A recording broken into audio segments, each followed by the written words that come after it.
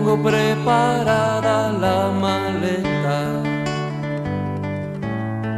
Hoy presentamos un trabajo que lleva por título Territorio, Conflicto y Apañadas, sin olvidar la figura del pastor protagonista en parte de este trabajo. Y antes de empezar queríamos agradecer a Vicente Hernández la invitación a estas jornadas de Patrimonio Histórico de Agüimes, a Manolo Romero, archivero municipal, y a Paulino Santana Reyes por facilitarnos la documentación de la Sociedad de Pastos de la Villa de Ingenio. Este trabajo nace de una investigación anterior, en colaboración con el arqueólogo Marcos Moreno. En busca documental del territorio sagrado de Umialla, pudimos constatar que se trataba de una comarca de ganado salvaje que enfrentaba a los criadores de Tirajana y Agüimes en el siglo XVI. A la luz de los nuevos documentos encontrados y los ya publicados, anteriormente nos pareció una buena idea concluir esta breve reseña. Este estudio es un estudio preliminar que con toda probabilidad y con el hallazgo de nuevos documentos se podrá ampliar. Realizado sobre el pastoralismo histórico, que abarca un periodo cronológico aproximado de unos 400 años, desde finales del siglo XVI hasta principios del XIX, aunque nos adentraremos con más profusión en los siglos XVIII y XIX. Hemos documentado unos 12 procesos judiciales que son las fuentes de este trabajo, y en las numerosas noticias y conflictos que se documentan en las notarias de Agüimes, en la Real Audiencia de Las Palmas y en las normativas o bandos de buen gobierno generadas por el Ayuntamiento de Agüimes y los boletines oficiales de la provincia de la época. El trabajo abarca un territorio de unos 500 kilómetros cuadrados, aproximadamente desde la península de Gando a los llanos de Maspalomas, lo que vendría a ser, o lo que es, el sur y este de la isla de Gran Canaria. Los enfrentamientos son producto de la disminución de los territorios de pasto, que son ocupados por el incremento de la producción agrícola, sobre todo cerealista, debido al aumento de la población de la isla a partir del siglo XVIII, lo que conlleva consigo la ocupación clandestina de pastos y rutas de tránsito del ganado. A mayor población, pues mayor producción, evidentemente. Esta sociedad eminentemente pastoril basa su riqueza en la posesión de cabezas de ganado, que en muchas ocasiones son utilizadas como moneda en las transacciones económicas. Y como ejemplo de ello, por un día y una noche de agua en la sequía real de Aguatona se pagan 40 cabras buenas. El valor de los ganados salvajes es tan considerado, tan estimado, que en ocasiones son concedidos como dotes matrimoniales. Luis de la Peña, en 1577, recibirá como dote 40 cabras salvajes por su matrimonio con Catalina Martín. En 1616, Bartolomé Cazorla reconoce tener en la comarca de Tirajana unas 300 cabezas de ganado cabruno, y Magdalena Sánchez, vecina de Temisa, en 1681, posee 200 animales estabulados en el corral de la Joya de la Cruz. El poseedor territorial por excelencia del condado de la Vega Grande tenía repartida por la isla unas 2000 cabezas de ganado menor a finales del siglo XIX. En los protocolos notariales que hemos podido consultar, los criadores de ganado dejan constancia de sus marcas, que son las señas que portan el ganado como signo de propiedad, sobre todo practicadas en las orejas y en los hocicos. Hemos podido identificar algunas de las marcas de los vecinos de Agüimes como Ichote, Rabí, Hojadijuela, Nahuada, entre otras. Sabemos, según el historiador Gabriel Betancourt, que las marcas canarias coinciden en características y nominaciones con las practicadas en Salamanca y Extremadura, así como el mantenimiento de otras como Chifote o Teberite de origen indígena canario. Estas marcas tenían la función de identificar al dueño del animal cuando se realizaban las apañadas destinadas sobre todo al aprovisionamiento cárnico de la población. Ahora mismo, en la única isla que se realizan las apañadas es en la isla de Fuerteventura, en algunas zonas concretas como Betancuria y en la península de Jandía, entre otros territorios. Como apuntábamos antes, no podíamos olvidar en este trabajo la figura del pastor, que estaba al frente del ganado y sufre el rigor de su oficio. Y estos se dividían en cuadrillas y dependían de un veedor, especie de juez de pastores, que era el encargado de contar el ganado cuando se les entregaba. Y si se perdía algún animal, pues daba 8 días al pastor para encontrarlo, y si no, pues avisaba al dueño o a la justicia. Hemos documentado la figura del alcalde de Mesta para esta zona en estudio, para sur-sureste de Gran Canaria, y uno de ellos es Sebastián Ramírez, vecino de Agüimes en 1718.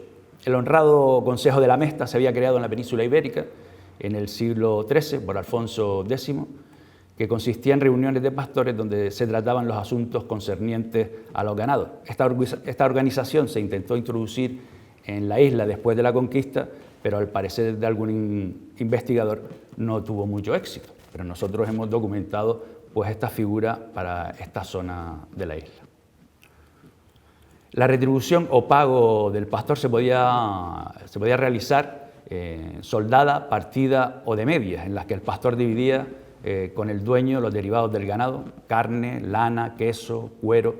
En ocasiones el salario podía ser mixto, parte en dinero y parte en especie, y si era en especie, el pastor podía recibir comida, bebida y ropa. Parte de este trabajo era la transhumancia o mudá, como se dice actualmente en la zona norte de la isla, que se realizaba hacia la costa en invierno para pasar luego a las medianías en primavera y acabar en los pastos de las tierras durante el verano. El oficio de pastor entrañaba ciertos peligros, los accidentes entre montañas o derriscamientos fueron los más frecuentes. Ejemplo de ello fue el que sufrió José Agustín Alonso, que se derriscó en el barranco de los Tabucos, fue enterrado en el mismo lugar que cayó porque no se pudo sacar el cuerpo del risco y no recibió los santos sacramentos por haber muerto en el acto. La posesión de ganado sirvió también para pagar las últimas voluntades de aquellos que morían, el ganado en la vida y el ganado en la muerte, ¿no? Caso de Antonio Pérez, que deja para su entierro 6 machos cabríos, 4 grandes y 2 pequeños. A través de algunas escrituras notariales sabemos que la posesión de ganado llegó a brindar la posibilidad de sustentar a la familia mientras el padre emigraba a las Américas en busca de mejor fortuna. El vecino de Fataga, José Suárez, deja a su mujer y a sus 2 hijos 44 cabras y un garañón para su sustento mientras él se ausentaba. Hemos intentado averiguar el número de cabezas que transitan en la comarca, pero nos ha sido pues, bastante difícil, por decir imposible, porque los protocolos notariales no hablan de una cantidad global. Basándonos en los datos estadísticos de Francisco Escolar y Serrano, 1793-1806, se estima una cantidad de 12.000 cabezas de ovejas y cabras que transitan entre la zona de Agüimes, Barrancovalo, Sardina, Pozo Izquierdo y unas 1.000 cabezas de ganado salvaje en Amurga. Sabemos a través de algún pastor que hasta el siglo XX, 1950, 1960, eran frecuentes las apañadas en este lugar de Amurga. Parece una cifra bastante pequeña si la comparamos con la cantidad de cabezas que actualmente hay en la zona, unos 6.000 animales en la zona de Tarajalillo. A finales del siglo XVIII y principios del XIX, los sectores económicos se enfrentan abiertamente, unos para mantener sus privilegios inmemoriales, los ganaderos, y otros para desarrollar una actividad agrícola que pretende desterrar la práctica ganadera de la zona. El conflicto llega a tal punto que José Espino de la Cueva, alcalde de Agüimes en 1776, publica un bando en el que advierte: algunos pastores de ganado cabrío están largando y devastando los sembrados de la jurisdicción sin más temor de Dios ni la justicia. Se denuncia la intromisión de los ganados en los sembrados de la Vega de Sardina, Pozo Izquierdo, Barranco del Polvo y Majasiega. 2 años más tarde, en 1782, el litigio se va a generar entre el estamento eclesiástico. De una parte el deán y cabildo de la catedral y por el otro el obispo y su señorío de Agüimes. El pleito se dirime por el cobro de los diezmos del ganado. El deán y cabildo de la catedral pretenden incluir para los beneficiados de Telde los diezmos de los ganados de Charquitos, Montañágueda, ganados de Suárez y Cortijo de Gando. Y para la parroquia de Tirajana los diezmos de Pozo Izquierdo, Sardina, Juan Grande, Aldea Blanca y Maspalomas. Los diezmos es la 10ª parte de cualquier producción que iba destinada a la iglesia. Bueno, era un pago obligatorio a la iglesia. ¿Por qué se pagan en Agüimes? Porque los territorios estos están mucho más cercanos de la parroquia que de los que le pertenece. Entonces lo que hacen los vecinos allí es bautizarse, casarse y enterrarse. Por tanto, también pagan los diezmos ahí. La catedral está en contra de este proceso e intenta cambiarlo. El litigio empieza en 1782 y termina en 1819. 37 años de litigio, aunque al final la Cámara Episcopal de Agüimes seguirá cobrando los diezmos de esos ganados. El desarrollo, el aumento de la población trajo consigo un aumento considerable de la construcción tanto urbana como militar en las islas. La extracción y el alto consumo de leña para la obtención de un material imprescindible para la construcción en ese momento, como era la cal, también fue otro motivo de confrontación. Ejemplo de ello es el castellano de la fortaleza de Gando, Pedro Pérez Quintana. Es encargado por el comandante general de las islas la compra en Arinaga de cal por 600 pesos, destinado a la fortaleza de Santa Cruz de Tenerife. Pero los pastores lo habían impedido en varias ocasiones, boicoteando su fabricación, prendiendo fuego a la leña con destino a los hornos. Por otro lado, en Trajalillo, en la zona costa de Tirajana, en 1801, son los pastores los que denuncian que el calor del fuego, la propia cal y los desbrozos del horno instalados son perjudiciales porque resecan la tierra. La quema de cal requiere un alto consumo de leña que se tendría que extraer de los montes más cercanos, con el riesgo que suponía para los ganados. La sentencia final es favorable a los ganaderos y el horno es demolido.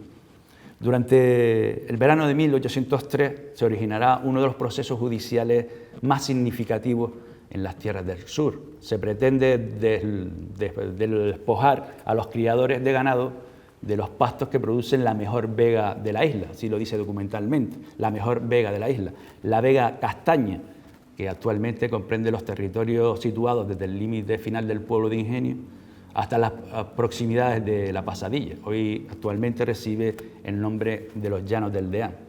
Aclarar un poco que 1815-1806 sería la separación de Ingenio de Agüime y ya Santa Lucía lo había hecho de San Bartolomé de Tirajana en 1814. Antes teníamos 2 territorios, Agüime, Tirajana, ahora tenemos 4 municipios, Ingenio, Agüime, Santa Lucía de Tirajana, San Bartolomé de Tirajana. Este conflicto será determinante para medir las fuerzas de los intereses contrapuestos, por un lado poderosos propietarios agrícolas que ostentan los cargos públicos y militares, y contra otros personajes no menos notorios de la sociedad, como son los señores de los rebaños de la zona. La postura de los cultivadores es clara. El pastoreo es el enemigo del ramo de la agricultura y pide que se fomente el retirado de los sembrados y plantíos y los apacenten en las sierras altas y se mantenga en las dehesas acotadas de Rocaguairo, Amurga, Barranco de Balos, Jable de Arinaga, Los Rayones, El Pajonal y Costa de Gando. A los ojos de los criadores, los terrenos que se les ofrecen como alternativa son territorios estériles y no son capaces de mantener los rebaños por la falta de lluvia. Los ganaderos reivindican la posesión de vega castaña que desde tiempo inmemorial les pertenece y entraban en ella a partir del día 3 de mayo para aprovechar los pastos. La sentencia de la Real Audiencia, el 3 de julio de 1803, dice taxativamente que se le conserve en la posesión que tienen de apacentar y se absuelva de todos los cargos a los criadores José Estupiñán y Salvador Romero. El pastoreo furtivo fue un asunto que también se solventó en las salas de juicio. El coronel Westerling acusa de la intromisión de los ganados de José Batista en su vuelta del lomo del medio. Manuel Álvarez, dueño por compra de las tierras del ganado, prohíbe el pastoreo, aunque para los pastores es el único refugio que les queda para ampararse en tiempos secos y estériles. La confrontación se repite por casi todo el territorio. Se acusa a los pastores de causar daños a más de 100 almendros en el lomo de Moral y en las sementeras de Fiallo, en Taibía, que había plantado Juan de Ojeda, que atacaba a los animales y los pastores con sus perros. Los pastores reivindican estas tierras ocupadas como terrenos abiertos y pastos comunes. En abril de 1811 se declara las supuestas tierras de Juan de Ojeda pastos comunes y es condenado a 97 reales por las cortes del juicio. A finales del siglo XIX vendría a aparecer la Sociedad de Pastos de la Villa de Ingenio, institución con la que se intenta remediar la conflictividad que había generado no pocos juicios, luchas y litigios. Creada aproximadamente en 1876, ahí donde aparece la documentación a partir de ese año, y posteriormente llamada la Sociedad de las Medianías. Tenía como misión subastar o rematar los grandes, medianos y pequeños propietarios de la medianía, el sardo, lomo caballo, costas de la jurisdicción, casquete de Telde y otros lotes de menor entidad. En 1914 componían la sociedad 224 miembros, una cantidad importante para la época. El producto de estos remates se invertirá en el fomento de la población, en el pago del médico titular, la construcción de las escuelas a través de, entre otras actuaciones, y la subasta de lotes de pasto vino a remediar los enfrentamientos frecuentes entre los propietarios agrícolas y los ganaderos que durante siglos fue una constante. De esta manera se reglamentaba el uso y aprovechamiento de los pastizales.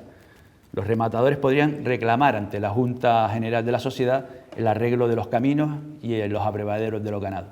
Para evitar que los ganados entraran en los lotes subastados o que los rebaños de unos entraran en las tierras licitadas por otros, se contrataban a guardas o comisionados que eran los encargados de velar y hacer cumplir las condiciones de los remates. El remate de los pastos se iniciaba con la recogida de la sementera en mayo y se retiraban con las primeras lluvias y comienzo de la siembra. En su empeño de regularizar y reglamentar el uso de las dehesas privadas, la Sociedad de Pastos vino a dirimir en parte el conflicto entre el mundo agrícola y pastoril.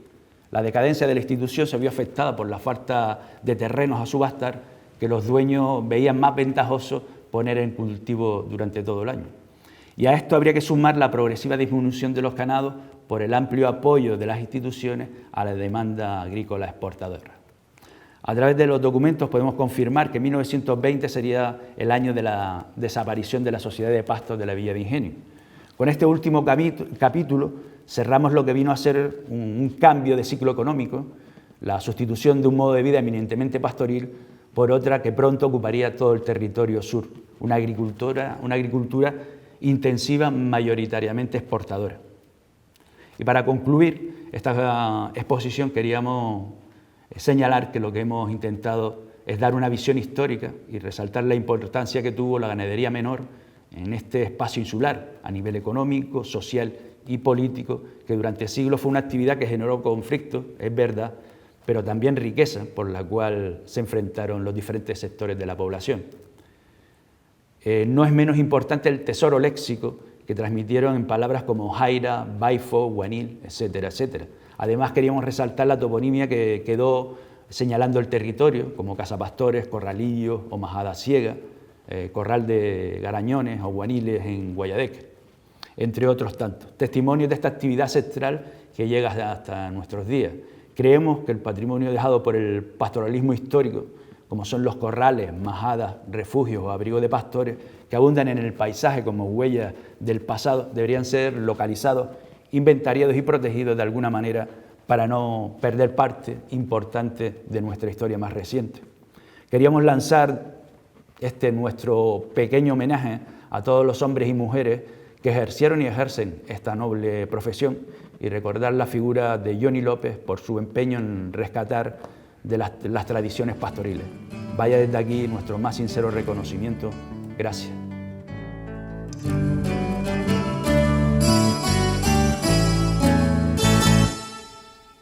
Yo tengo preparada la maleta, una maleta grande de madera,